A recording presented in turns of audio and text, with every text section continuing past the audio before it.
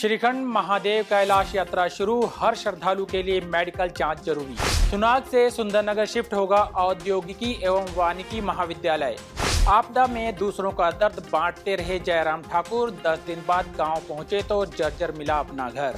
हिमाचल प्रदेश में हर्षोल्लास के साथ मनाया गया गुरु पूर्णिमा पर्व।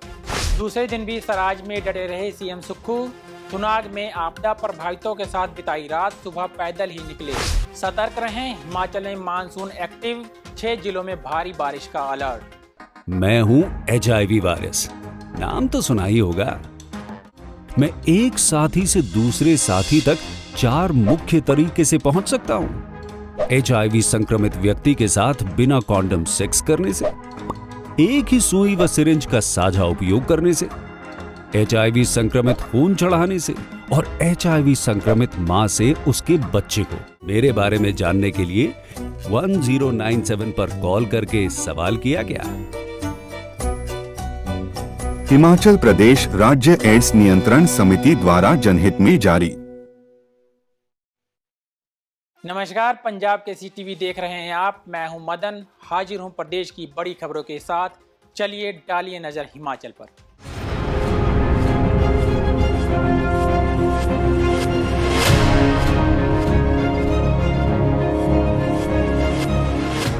पहली खबर का रुख करते हैं। दुनिया की सबसे कठिनतम यात्राओं में शुमार हिमाचल प्रदेश के कुल्लू जिले में स्थित श्रीखंड महादेव कैलाश यात्रा गुरुवार को आधिकारिक तौर पर शुरू हो गई। यह यात्रा श्रद्धा, आत्मबल और साहस का अद्भुत संगम मानी जाती है। सुबह 5:30 बजे सिंहगाड़ से श्रद्धालुओं का पहला जत्था भगवान शिव के दर्शन के लिए रवाना हुआ। यात्रा का विधिवत शुभारंभ प्रदेश मिल्क फेडरेशन के चेयरमैन बुद्धि सिंह ठाकुर और जिला परिषद अध्यक्ष पंकज परमार ने हरी झंडी दिखाकर किया। इस दौरान पूरा क्षेत्र भगवान भोलेनाथ के जयकारों से गूंज उठा। यात्रा 10 से 23 जुलाई तक चलेगी। यात्रा के लिए अब तक 5198 श्रद्धालु पंजीकरण करवा चुके हैं। यात्रा शुरू करने से पहले हर श्रद्धालु की मेडिकल जांच जरूरी है। करीब 35 किलोमीटर इस पैदल यात्रा में 18,570 फीट की ऊंचाई पर स्थित भगवान शिव के प्रतीक श्रीखंड महादेव तक पहुंचने की कठिन परीक्षा है। निरमंड के जाओ गांव से इस कठिन यात्रा की शुरुआत हुई। संकरे रास्ते, खड़ी एवं कठिन चढ़ाई से गुजरने के बाद भक्तों का पहला पड़ाव सिंहगाड़ होगा। इसके बाद थाचड़ू, काली घाटी, भीम तलाई, भीम डवारी, पार्वती बाग और नयन सरोवर जैसे सुंदर स्थानों से गुजरकर श्रद्धालु श्रीखंड महादेव के दर्शन करने पहुंचेंगे। श्रद्धालुओं की सुरक्षा के लिए 60 पुलिस जवान, 18 SDRF के जवान, 10 होमगार्ड, 24 अभिभाष मनाली के स्वयंसेवी, 20 राजस्व, 20 पंचायती राज, 15 वन, जल शक्ति, लोक निर्माण और विद्युत विभागों के कर्मचारी तैनात रहेंगे। सिंहगाड़, थाचड़ू में भीमडवारी में लंगर व्यवस्था भी उपलब्ध रहेगी। DC कुल्लू तोरुल S रवीश ने कहा कि इस बार यात्रा के लिए प्रशासन की ओर से पुख्ता इंतजाम किए गए हैं। प्रत्येक बेस कैंप में सेक्टर मजिस्ट्रेट, पुलिस, राजस्व, बचाव दल और मेडिकल टीमें तैनात की गई हैं। उन्होंने बताया कि इस बार यात्रा में बदलाव करते हुए ट्रस्ट ने निर्णय लिया है कि प्रतिदिन 800 श्रद्धालुओं का जत्था रवाना होगा। उन्होंने श्रीखंड जा रहे श्रद्धालुओं से यात्रा में स्वच्छता का विशेष ध्यान रखने का आग्रह किया है। श्रीखंड महादेव यात्रा के लिए अभी तक ऑनलाइन पंजीकरण 5200 300 तक का हो चुका है और आज का पहला जत्था हमारा 350 लोगों का ऊपर के लिए निकल गया है। जैसे कि आपको पता है कि 5 कैंप्स में इसमें अरेंजमेंट्स किए जाते हैं सभी प्रकार के श्रद्धालुओं के लिए और सेफ्टी के लिए भी बहुत सारे मेजर्स किए जाते हैं। जैसे कि हम एग्जीक्यूटिव मैजिस्ट्रेट्स लगाते हैं हर कैंप पे, डॉक्टर्स की अवेलेबिलिटी रहती है, जाने से पहले एक कंपलसरी मेडिकल चेकअप रहता है, SDRF की टीम्स रहती हैं रेस्क्यू रिलीफ के लिए। टॉप कैंप में पार्वती बाग में ABV मास की टीम रहती है, माउंटेनियर्स एक्सपीरियंस, अगर कोई ज़रूरत पड़े तो जैसे कि पिछले साल भी पूरी यात्रा 0 फेटलिटीज़ के साथ हुई और कोई भी डेथ का केस नहीं आया। हम होप करते हैं कि इस बार भी वैसे होगा और इंतजामात उससे भी पुख्ता किए गए। जी, तो जो शुल्क है वो बढ़ाया नहीं गया है, वो 250 रुपये है, वो 250 ही रखा गया। और साथ की जी सिक्योरिटी और सेफ्टी के लिए ABV मास की माउंटेनियरिंग टीम पार्वती बाग को मैनेज करती है और बाकी लोकेशंस पे हमारे पास SDRF की एक टीम आई है 18 लोगों की, साथ में होमगार्ड की QRTs रहती हैं, हमारी पुलिस के जवान रहते हैं और सभी लोकेशंस को मैनेज करने के लिए लॉ एंड ऑर्डर के लिए एक एग्जीक्यूटिव मैजिस्ट्रेट रहता है और हेल्थ मैनेज करने के लिए डॉक्टर्स रहते हैं। साथ ही साथ सैनिटेशन की अरेंजमेंट्स की जाती है, रेट्स को रेगुलेट किया जाता है, जो नोटिफाई किए जाते हैं उस हिसाब से। तो बहुत सारी एफर्ट्स और अरेंजमेंट इसमें जाती है और हम लोगों के सहयोग के साथ इसको अच्छे से करने का होप करते हैं। 10 आज जैसे आपको पता है यात्रा शुरू हुई है और 23 जुलाई तक ये यात्रा औपचारिक रूप से रहेगी। सभी विभागों को अपने अपने कार्य को अच्छे से करने के निर्देश दिए गए हैं, जिसमें सबसे इम्पोर्टेंट हमारे मैजिस्ट्रेट्स हैं, हमारे हेल्थ डिपार्टमेंट है जिनका बहुत अच्छा इंपॉर्टेंट रोल रहता है, स्पेशली इनिशियली असेस करके लोगों को ऊपर भेजने में। पुलिस है, होमगार्ड है, QRTs हैं और बाकी DFSC हैं। बहुत सारे विभागों का इसमें योगदान रहता है। श्रद्धालुओं से हमारी 2-3 चीज़ों पे सबसे ज़्यादा इम्पोर्टेंट जो रहती है कि एक तो अपना सेफ्टी का ख्याल रखें, अपना मेडिकल चेक फुल डिस्क्लोजर के साथ कराएं, क्योंकि 18,000 फुट तक की ऊंचाई पे आप यात्रा पे जाते हैं तो सेहत बहुत ज़रूरी है और एज के हिसाब से और आपकी एग्जिस्टिंग कोई डिजीज़ है उसको डॉक्टर को बता के प्रॉपर मेडिकल टेस्ट कराइए। दूसरा जो हमारा एक रिक्वेस्ट रहता है कि इकोलॉजिकली फ्रेजाइल जोन है तो आप अपना कचरा वहाँ ना छोड़ के आइए और जो आप लेके गए हैं ऊपर उसको नीचे लेके आइए। आप ऊपर शायद अगर एक जूस की बोतल लेके गए हैं तो उसको खाली करके नीचे लाना, उससे कम वेट भी और नीचे उतरने में वेट कम फील भी होता है। तो लेकिन इस जगह पे सफाई कराना एक बहुत बड़ा चैलेंज है। तो सभी श्रद्धालुओं से हमारा ये कंसर्न रहता है कि सैनिटेशन पे फोकस रखें। बढ़ते हैं अगली खबर की ओर। औद्योगिकी एवं वानिकी महाविद्यालय थुनाग को सुंदरनगर शिफ्ट किया जाएगा। कैबिनेट मंत्री जगत सिंह नेगी ने गुरुवार को शिमला में आयोजित पत्रकार वार्ता में यह जानकारी दी। उन्होंने कहा कि आपदा के चलते थुनाग में भारी नुकसान हुआ है। थुनाग में सरकार का औद्योगिकी एवं वानिकी महाविद्यालय है और इसमें 300 विद्यार्थी शिक्षा ग्रहण कर रहे हैं। अधिकतर विद्यार्थी थुनाग में नदी के साथ बने PG व किराए के घरों में रहते थे, लेकिन 30 जून की रात को आई आपदा के चलते आवास तबाह हुए हैं। हालांकि सभी विद्यार्थी किसी तरह जान बचाकर सुरक्षित निकल गए। नेगी ने कहा कि कॉलेज का अभी अपना आधारभूत ढांचा नहीं है। कॉलेज ग्रामीण विकास विभाग के आधे भवन में चल रहा है। कुछ कक्षाएं वरिष्ठ माध्यमिक स्कूल में चल रही हैं। हॉस्टल भी 60 लड़कियों के लिए ही किसी अन्य भवन में उपलब्ध है, लेकिन अभी कॉलेज को दोबारा शुरू करने के लिए बच्चों को हॉस्टल में रखने का कोई वैकल्पिक साधन नहीं है। थुनाग में फिलहाल बच्चों को रखना सुरक्षा की दृष्टि से भी सही नहीं है। अभी पेपर भी होने हैं, दाखिले भी होने हैं। थुनाग में लगातार फ्लड की स्थिति बनी हुई है। मुख्यमंत्री से भी इस संबंध में विस्तृत चर्चा हुई है।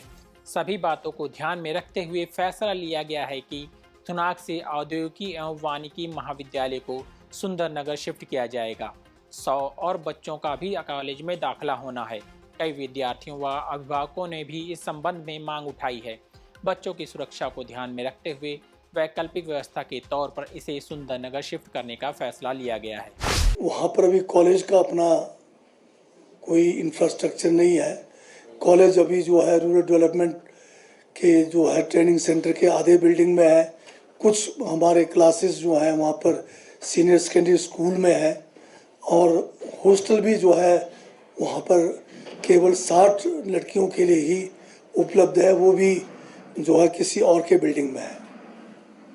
तो ये बच्चे जितने भी वहाँ पढ़ रहे थे, इन्होंने जो है किसी तरह से उस रात को ये अपने जान बचाने में ये लोग कामयाब रहे। ज़्यादातर बाद में ये जो है सारे के सारे पैदल चलकर जो है थुनाग से यहाँ पर जहाँ तक सड़क संपर्क था 8-10 किलोमीटर पैदल आकर ये सारे अब जो है वापस अपने अपने घरों को चले गए हैं। इस बात को ध्यान में रखते हुए वहाँ के डिज़ास्टर को यूनिवर्सिटी ने जो है वहाँ पर 14 तक छुट्टियाँ घोषित की है, परंतु अभी वहाँ पर जो है कॉलेज को दोबारा से शुरू करने के लिए हमारे पास किसी किस्म का जो है बच्चों को हॉस्टल में या कोई वैकल्पिक व्यवस्था करके उनको वहाँ पर रखना संभव नहीं है।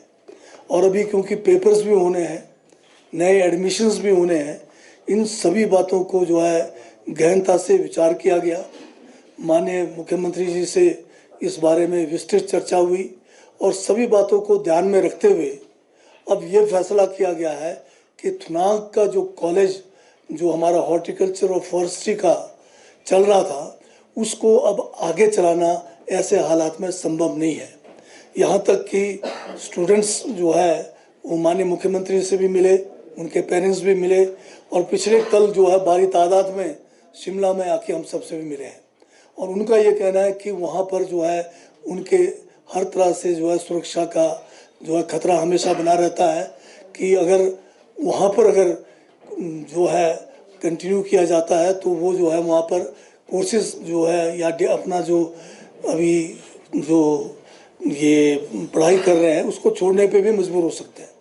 तो इन सब बातों में ध्यान जो है गहन विचार हुआ कि क्या दोबारा से वहाँ पर क्लासेस को शुरू किया जा सकता है, क्या वहाँ पर इंफ्रास्ट्रक्चर अवेलेबल है या नहीं है, क्या जो है ये बच्चे वहाँ सुरक्षित रह सकते हैं। सभी बातों को ध्यान में रखकर अब सरकार ने ये फैसला किया है कि थुनाग से इस कॉलेज को जो है हम फिलहाल जो है सुंदरनगर में शिफ्ट कर रहे हैं तुरंत प्रभाव से।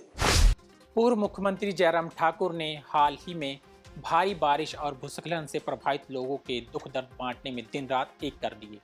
लगातार 10 दिन तक विभिन्न प्रभावित क्षेत्रों का दौरा कर पीड़ितों से मुलाकात करने और उन्हें हर संभव मदद का आश्वासन देने के बाद जब जयराम ठाकुर अपने पैतृक निवास लौटे तो वहां का मंजर देखकर वे दंग रह गए। उनके पुराने मकान में जगह जगह दरारें पड़ गई हैं और उनका खूबसूरत बगीचा भी आधे से ज़्यादा बह चुका है। लोगों को ढांढस बंधाते हुए जयराम ठाकुर शायद इस बात से अनजान थे कि उनका अपना घर भी सुरक्षित नहीं है। क्षेत्र में कनेक्टिविटी न होने और व्यवस्था के कारण उनका आसपास के लोगों से भी संपर्क नहीं हुआ।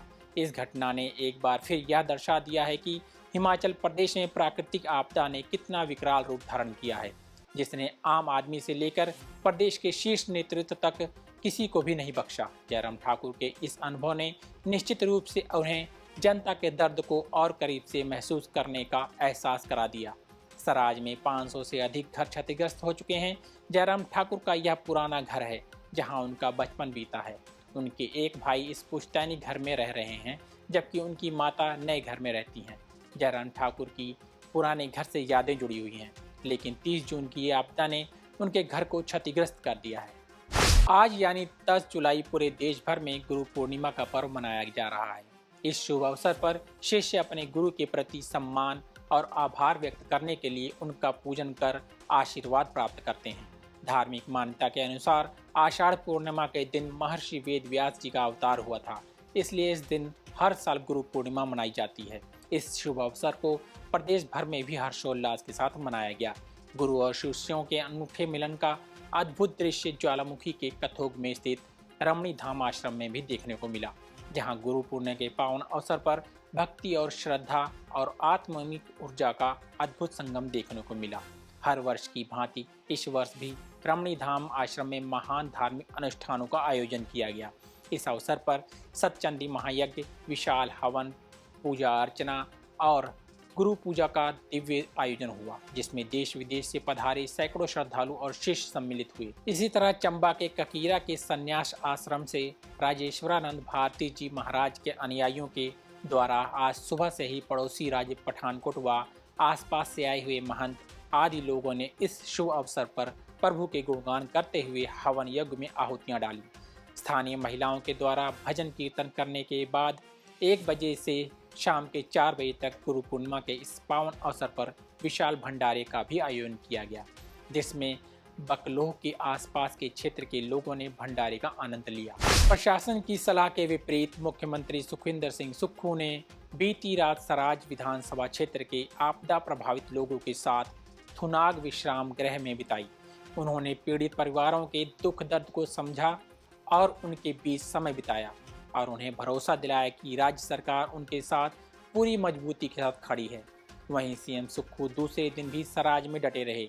सीएम सुक्खू गुरुवार सुबह काफिला बीच में छोड़ आपदा प्रभावित रीला से देजी और पखरैर गांव तक पैदल पहुंचे। यहां से आगे जाने वाली सड़क का कई मीटर हिस्सा बादल फटने से गायब हो गया है। देजी गांव में बादल फटने से 11 लोग लापता हैं। सीएम ने रीला गांव पहुंचकर पीड़ित परिवारों से मुलाकात की। सीएम ने कहा कि किस तरह से आपदा ने हमारे सुंदर प्रदेश को गहरे जख्म दिए हैं।